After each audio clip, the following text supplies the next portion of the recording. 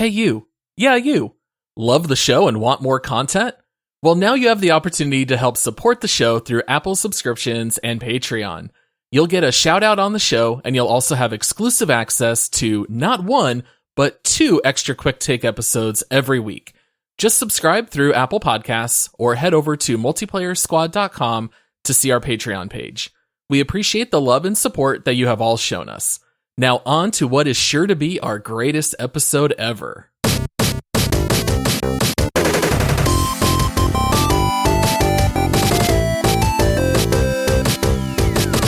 Hello, squad mates. Welcome to another episode of the Multiplayer Gaming Podcast. We are your family-friendly neighborhood gaming podcast. And if you have not already done so, make sure to rate our podcast 5 stars and leave a review. If you'd like to help support the show, you can head over to multiplayersquad.com, which will forward to our Patreon page, where you can earn some awesome benefits, including a shout out on the show, along with access to our quick take episodes, which there are 2 bonus episodes every week. You can also get access to those special episodes by subscribing on Apple Podcasts. For today, it is Thursday, which you know what that means. It is This Week in Gaming. Josh and I are going to be breaking down some news stories this week and talking about what we've been playing. I just spoiled his name there, but I am your host, Paul. My co-host, Josh, he's got some time for me now to record now that he's done hanging out with Fat Thor. They've been hanging out this week. Josh, put aside a little bit of time in the schedule to hang out with me here for the podcast. How are you doing today, Josh? I'm sorry, Paul, but Fat Thor is my spirit animal. It's not every day you get to hang out with him. It's Thor who's super cool, but approachable. And it's like, hey, Right. You've got the dad bod, I've got the dad bod. It's just we're the perfect match. Very nice. Well, this week we have an awful lot to talk about because we had Sony's PlayStation Showcase 2021.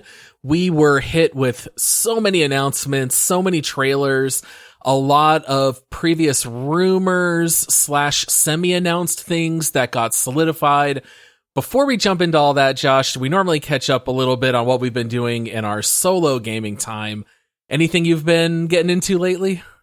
I picked up Nioh, the complete edition. It was free on Epic Game Store, and I haven't played a good Dark Souls game in a while, and Nioh was one of those that I've heard was good.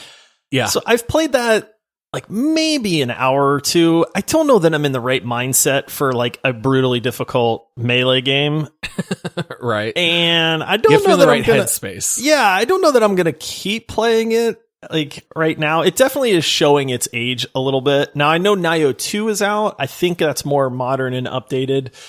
But that, and then just games for the show. You and I both beat a game that we're going to be reviewing here in a little while. I don't know if we're spoiling that yet or not, but go for it. Tell the people. Yeah, we played the Forgotten City, which started off as a Skyrim mod and then was made into like a full-fledged game. And I won't spoil anything, but I will just say that it is an impressive game. Yeah, it's kind of interesting because we have legendary supporter RangerMiller, who picked a game for us to play. We're going to be covering that one. After that, we've got Forgotten City. And since Forgotten City was actually a pretty short game, we're actually a little ahead of schedule, which we are not used to. That has never happened. This has never been the case. And this week, I had a little bit of extra solo gaming time, and I've been hopping into some single-player content. Now, you and I are friends on Steam. I assume you've seen what I've been playing these last few days, Josh? I have not. Is this? You haven't? I need to go look, apparently. Let me... Well, you would be very, very proud. Have you been playing Boyfriend Dungeon? I have not been playing Boyfriend Dungeon. I have not picked that one up yet, nor will I ever. But no, I have been jumping into your all-time favorite game. You've been playing The Witcher? Yeah, Witcher I've been playing 3? The Witcher 3 again. Okay, Paul, before you get my hopes up, Uh-huh. You have famously started The Witcher 3 multiple times, and I have told you many times that the game really doesn't get going until you're like 8 to 10 hours in. Uh-huh. It's right when you start to get to like the Bloody Baron quest line. When you start to get to that, right? When you start to get to that, that's where it's like they start giving the game a little bit of gas, because you famously have petered out multiple times after like the first 6 hours of this game. And I keep telling you, Paul, just stick with it. It will be one of the greatest games you've ever played. And you just go, yeah, I know. I keep hearing that. Yeah, I think this is attempt number 4, and I can tell you exactly why this is where I peter out, because I am exactly in the same spot that I quit every single time. I don't have any available quests that are my level, and so I just kind of I'm level 5, and all of my available quests are 7 or higher. And so I end up just kind of wandering the countryside in hopes that I'll find side quests. I even thought for a minute, maybe this is just quicker if I just grind out some beasts. And so I ran into a wolf pack. There were like 6 wolves. I check my XP. I kill all the wolves. You only get like 1 or 2 XP per wolf, and you need like 1,000 to level. So I was like, okay, clearly I just need to go get more quests. But for the first time, I did actually get to the part where you play as Ciri. And so, you know, I'm right around that area with the Bloody Baron and all that. I'm just a little underleveled. So I guess I'm just going to keep forcing my way through that part, but I am technically underleveled and undergeared. Yeah, I don't remember ever being underleveled in that game. So I feel like maybe you are missing a few of the side quests or something. But stick with it, Paul. The Bloody Baron quest line is what sets the tone. And I've talked about this before, but that's where you start going like, yo, this world is messed up. And yet I'm completely sucked in now too. And so just gut through it, man. It gets way, way better. It really does. But yeah, the beginning of the game, it's a very slow intro to something that winds up being absolutely incredible. It's such a depressing world. Like even right off the bat, you've got people burning down the dwarfs, shop area.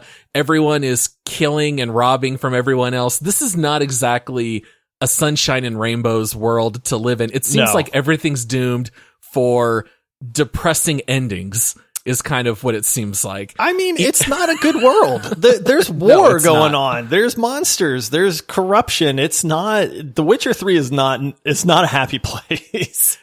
Everyone hates you just for being a Witcher. I still don't totally get why. But like, I even did one side quest that I did not run into my first 3 rounds, where the herbalist tells you that the one lady is dying and she got attacked by the griffin. And so I did go and make some Witcher potions and I made her drink it. And then immediately you check the quest text and it tells you that her body survived, but her mind melted and she was far better off if she had just died. And I was like, yeah, that's about right. That's kind of just par for the course with The Witcher. There's no good choices in that game. There's only which choice is bad and which choice is worse. Exactly. All right. So yeah, I'm going to try to keep sticking with The Witcher 3. I've played a lot in the last 2 days that I've gotten further than I ever have before. I really want to stick with it. I really do like it a lot.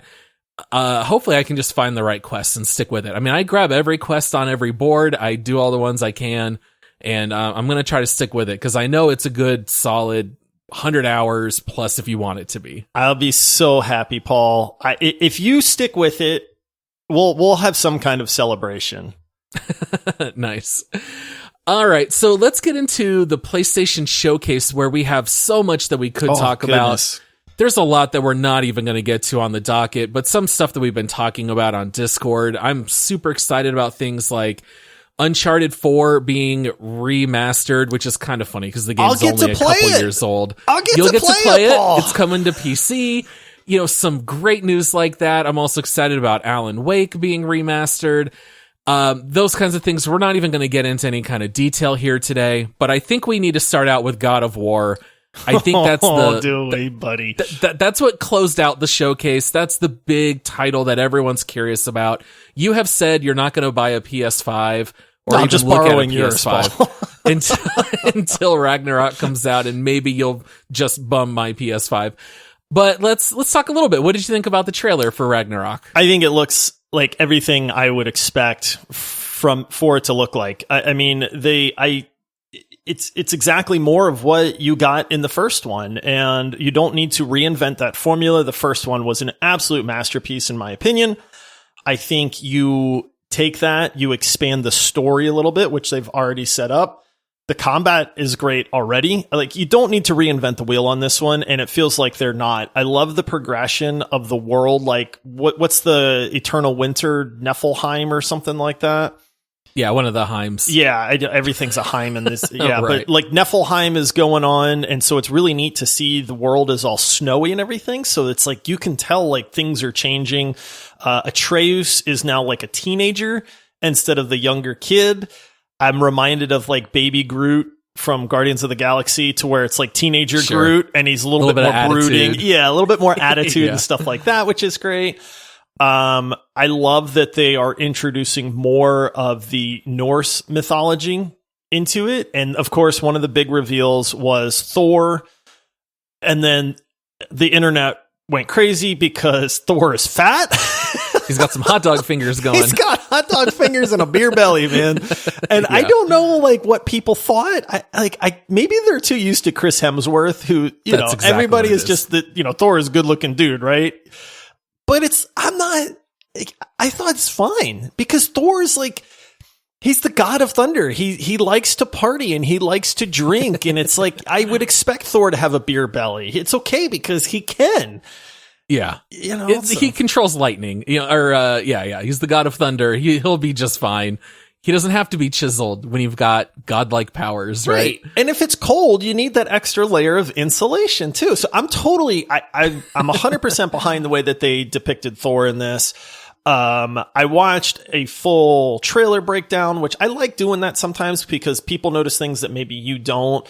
And, there's little details in the trailer that come out. They showed a big non-frozen kind of world area that almost looks like, I think it's the 9 lakes or the 9 islands lakes, or I can't remember the name of it, but that central lake area. There's like that in this game, but there's cities and towns. You can see a lot of people wandering around and stuff like that. So I was excited before. There was nothing in this trailer that didn't excite me more. It was exactly what I was hoping for. I think this game's going to be incredible. I do love the fact that they announced Tyr at the end of the trailer. You can see that they mentioned Tyr, Tyr, who is the Norse god of war. So a little awkward, maybe? God of War versus God of War. Right? Because I'm like, well, I'm the god of war. No, I'm the god of war. And Tyr stands up and he's a giant. So he like lumbers over Kratos. So it's like they seem to be like they're going to be on the same side because they went and rescued Tyr because Odin's mad at Tyr or something like that. So it's just very interesting to see that dynamic. I really want to see how one god of war interacts with the other god of war. Which one's like more bad, There's definitely a few things that really interested me. I really liked the whole idea of Atreus wanting to find out more about his heritage and who he is. And so kind of like where his loyalty is going to lie, being kind of, Spartan, coming from that world with his dad as opposed to the Norse side of things. So I think there might end up being some loyalty issues there. I think that's kind of interesting. And it does seem like in Ragnarok, we get more locations and more biomes. I might just be remembering God of War wrong. I remember spending so much time in the snow.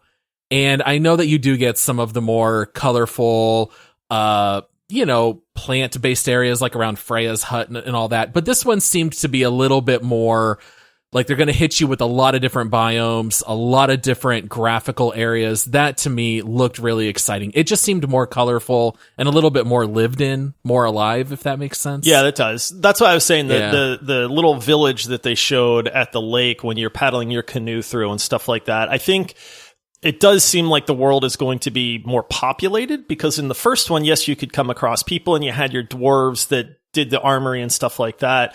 But it almost seems like it's, you're coming out of the wilderness and that quest line that you had, and now you're starting to interact with society a little bit more. Yeah. I can't wait for the story. Like, that's one of the things. I like the fact that they started introducing the character, but then the actor's name, like who's portraying the character, because that was one of the things we all joke about Kratos having just a boy and not having a lot of voice lines, but that's his personality too. And I think you're going to have some of those over the top personalities in this game, like Thor.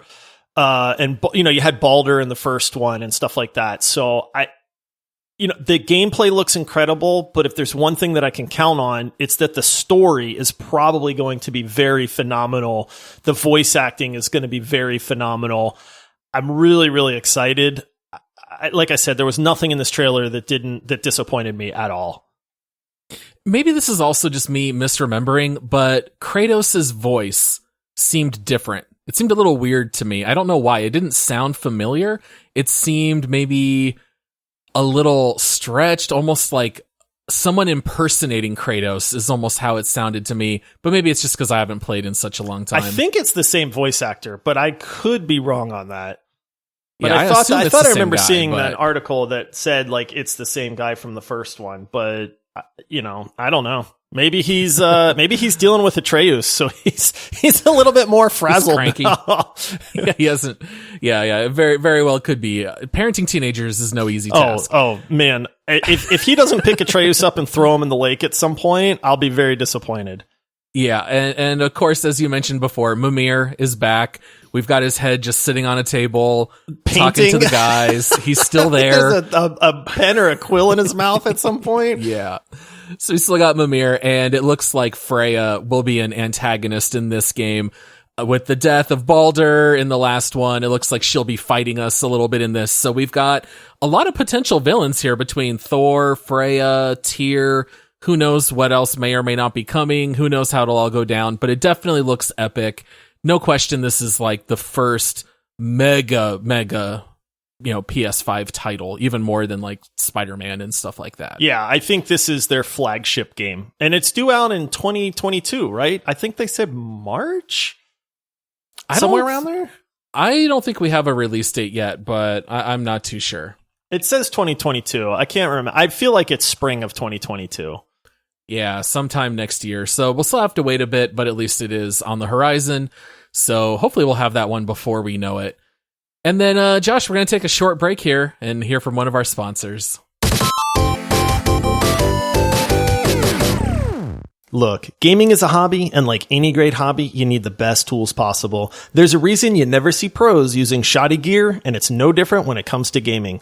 Logitech provides some of the best peripherals in all the gaming world. That's why they've partnered with us to bring you into the same world as the pros. Head over to multiplayerpodcast.com/Logitech and marvel at the gear you've been missing. Do yourself a favor and stop using those cheap mice and keyboards. Get yourself a great headset and hear what you've been missing. Logitech is where it's at, and now you know where to go to get the best gear out there. Now back to the best podcast out there. Shazam!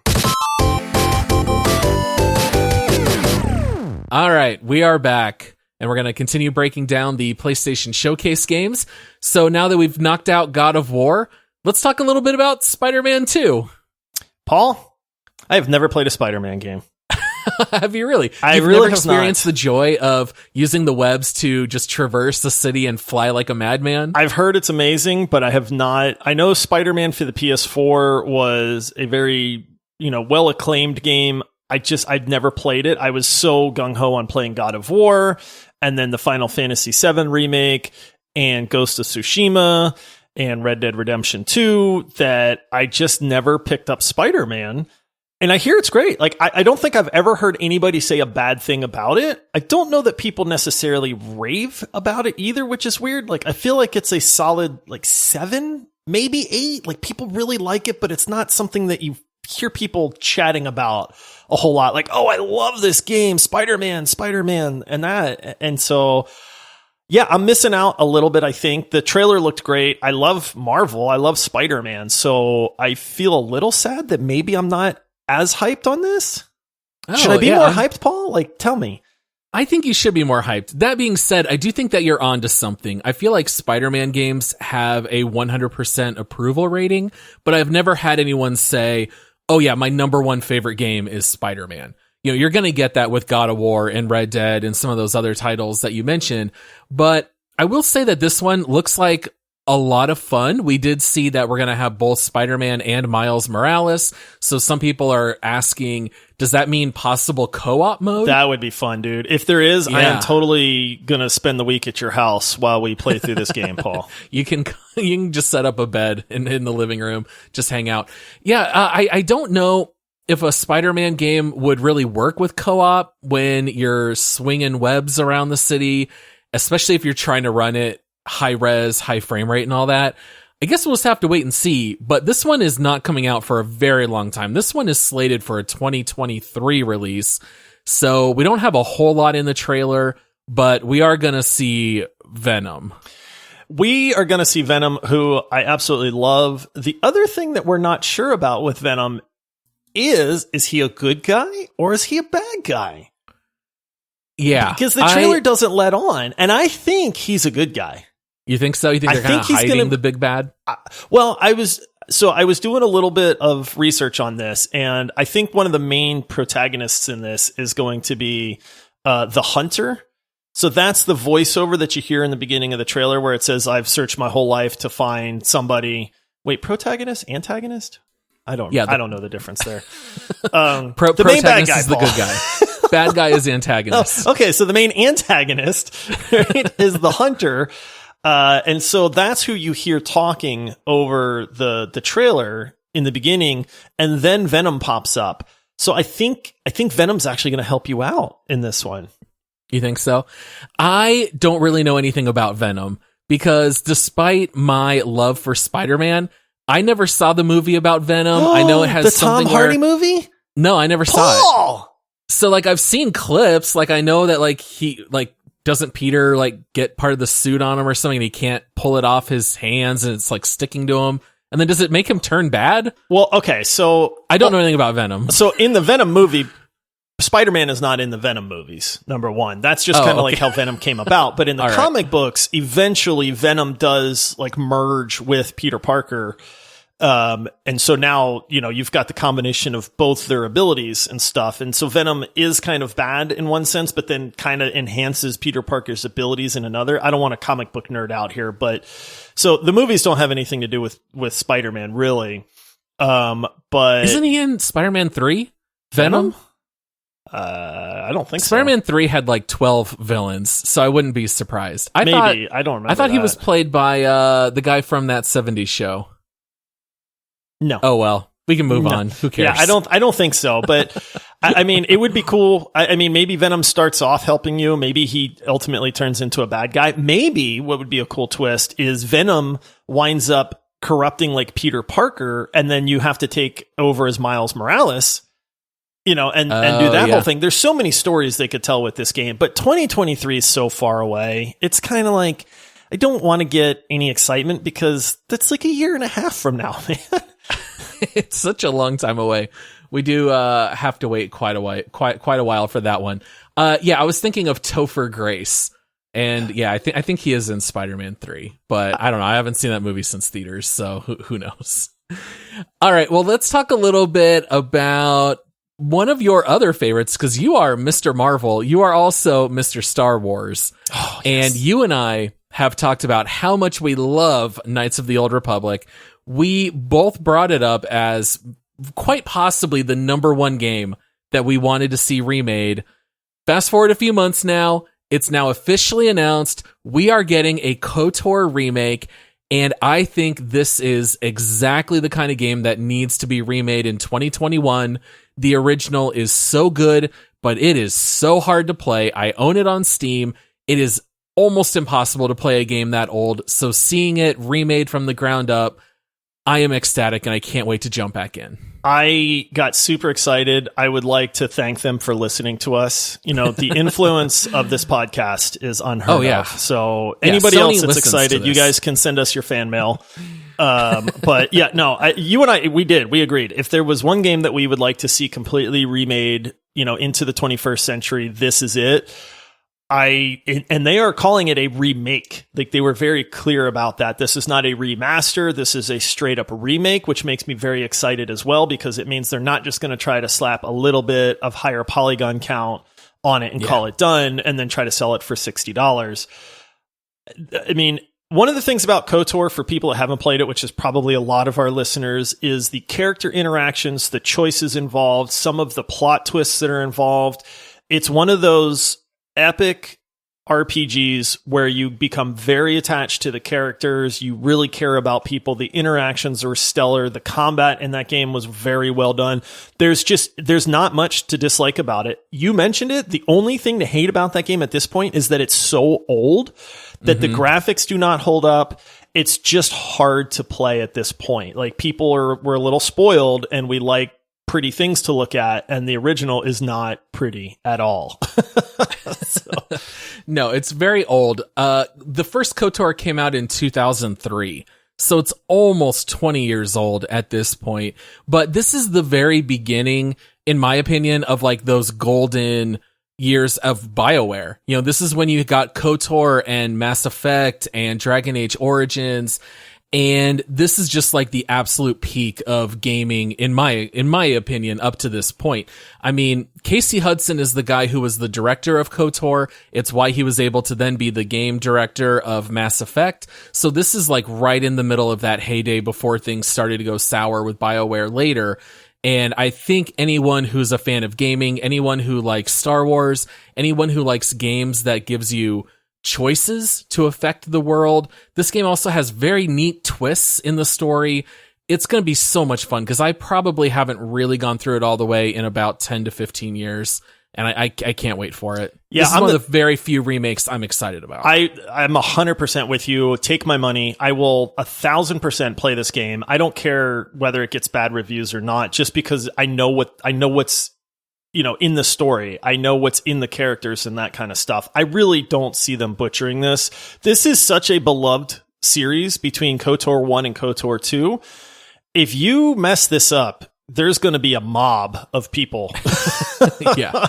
And you already have the bones. All you have to do is follow the basics, the bones that made the first one so great, and go from there. I mean, I feel like the stuff that they've learned over the last 20 years, I'm really, really excited to see what happens on this. I would like to see a little bit of gameplay just to kind of wrap my brain around what's a 21st century version of this game look like.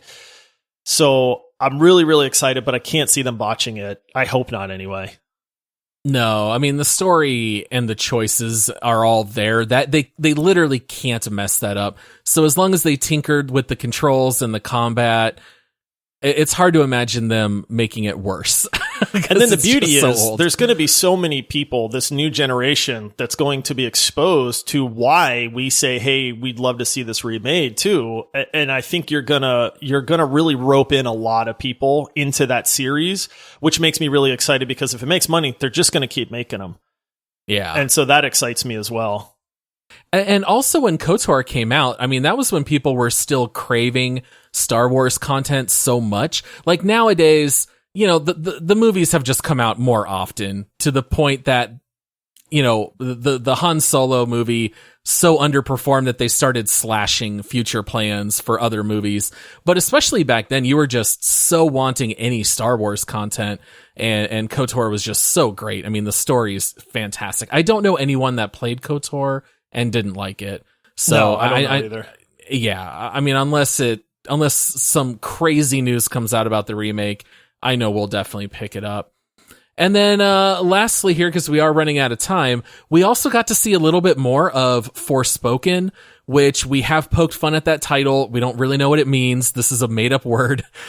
Previously known as Project Athia. And this is the one where we had seen a little bit of footage of the girl who catches a glimpse of the dragon. I think she's on hiding like behind the pillar, castle wall or something. Yep. Yeah.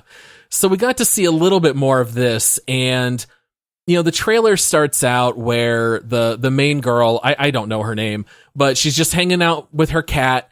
She gets pulled through this portal into this completely different world. She's got bracelets that apparently are sentient and start talking to her.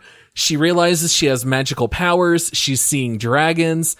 And what I really love about this trailer is there are so many games where people realize that they have powers or magic exists in the world, and they don't really react to it at all. Whereas in Forspoken, this girl's kind of like just freaking out. Like, this is a dragon. This isn't even Earth. Why are you talking to me, bracelets? Yeah. And she is just like kind of losing her mind because this is all such earth-shattering stuff, and I actually really appreciate that. I did too. It was a little funny because I just saw Shang-Chi in the Legend of the Ten Rings, and so seeing these rings on her arm, I was like, did they rip that off? Like, I don't remember seeing that in the first trailer, but it kind of works too to explain how this girl has her powers. We mentioned it before when we saw the initial trailer. The movement in this game looks incredible. The fighting looks very fun in this. And they showcased a lot more of that. They showcased her dashing around and kind of teleporting and running across rooftops. And I love everything I'm seeing about the gameplay on this. It looks super smooth. I love the movement. The combat looks really good. This is another one of those. We're seeing some gameplay, which is really nice. And the gameplay just looks legit fun. I don't know any other way to describe it, but, I don't know anything about the story other than what you said with this girl getting pulled into this mythical world or whatever. But everything that I see just goes, ooh, I want to play that because that looks like it's just going to be a really good time all around. Yeah, I really like games where you get to play as a character who's also new to the world. I think it just always leads to a better experience. So for her to not already have superpowers and already be a hero of some sort, she's just a totally normal, average woman getting pulled into this world, and you just get to experience it with her. The travel looks absolutely fun. Kind of like the first time when we had jumped into Apex, being able to slide down hills was so fun. With this one, she's zipping between trees, she's teleporting on the rooftops, and just the sheer scope. Like, this game seems enormous. Like, I don't know how big the game world actually is, but you just see so many things off in the distance and different landscapes and so much seemingly to explore and find out. So this one seems like it'll be pretty big release as well. I think this one will have a lot of interest. I'm already interested in it. It's not one of those, like, it would not make me buy a PS5 on its own, but, if and when I own a PS5, I would pick this game up in a heartbeat just because it looks like it's going to be that much fun. Yeah. So this one is scheduled to come out in spring of 2022. So I kind of feel like we do have to wait. But as a PS5 owner, this made me really excited for this next 6 to 8 months, because it feels like there's just going to be so much to play coming up soon. And I'm really excited for that because we've kind of been missing some PS5 titles here, but they're on the horizon. Well, and I mentioned this the other day. I said, I feel like Xbox is winning this console battle because of, all the acquisitions with Bethesda and everything's coming to Game Pass and PC and all this stuff. And man, Xbox really seem to have their act together, and all of the PS5 exclusives were just kind of names that were out there in limbo, and the PlayStation has always survived based off of its exclusive titles. Like, that's what made PlayStation amazing. And it's weird because I it's been a year now since the PS5 released. And it's like, where's the games, man? You bought this console that's supposed to be incredible. Where's the games for it? And here we are a year later. Now they're not ready yet. You got to wait another 6 months or so. But at least knowing that they're on the horizon, that gets me excited because I have had zero plans to buy a PS5. Like I said, I was just going to borrow yours, but now that they started releasing some of the exclusives that are coming up, that is making me consider, if I got 6 games that I'm dying to play, that's probably worth picking up a console for. And that changes the game, in my opinion. So they needed this. I think they needed it real bad. I think they delivered on it too. So kudos to them. It was a little late coming, but it's nice to see that they finally did it too. Yeah, this is one of the tough things with buying a console at release. You got to wait for the games to fill in. It was like this with the PS4. I remember playing Infamous Second Son 3 times through because there were just no other PS4 games early on. But yeah, so GTA Online coming out in a few months. That's not enough to get you to pick up a PS5. I saw an Josh? article that said, I didn't read the whole thing. It was just a headline that said, "We're sick of hearing about GTA 5." Yeah. And that was it. Yeah. And it was like, dude, Pete, you gotta just start talking GTA 6 at this point, because we get you have made billions of dollars off of GTA 5 and GTA Online. Yeah. But we're getting sick of it. We're ready to hear the next thing at this point. Yeah, between Skyrim and GTA 5, right? All right. Well, yeah, we've run out of time. So apologies to Tiny Tina's Wonderlands and so Project Eve. That game looks fun. So much that we could talk about. They're just going to have to hit the cutting room floor. Just no time for them. Maybe next time we can talk about it a little bit. But that's it for today. So our next episode on Monday will be the game that we have been keeping secret that RangerMiller had selected. And we haven't released the title of what that'll be, but the one after that will be Forgotten City. So if you wanted to play that one in the meantime, you'll know what we're talking about. And I'm going to keep plugging away at The Witcher 3. I really hope you do. I'm going to start checking in now. You shouldn't have said anything, because now I'm just going to shoot you random texts throughout the day and be like, hey, Paul, how many hours in are you? Have you been playing? Did you make it to this quest? Did you fight that monster? Yeah, no, I would appreciate it. I want to finish it. So I'll keep plugging away. I'll let you know what I think of it. You just, even if you don't like it, Paul, just lie to me. Just tell me you think it's the greatest game too. Just let you die in peace. Yes, exactly. The Witcher 3. Just lie. It's okay. All right. Well, we'll see you guys next time. Happy gaming, everyone. All right. See you, everybody.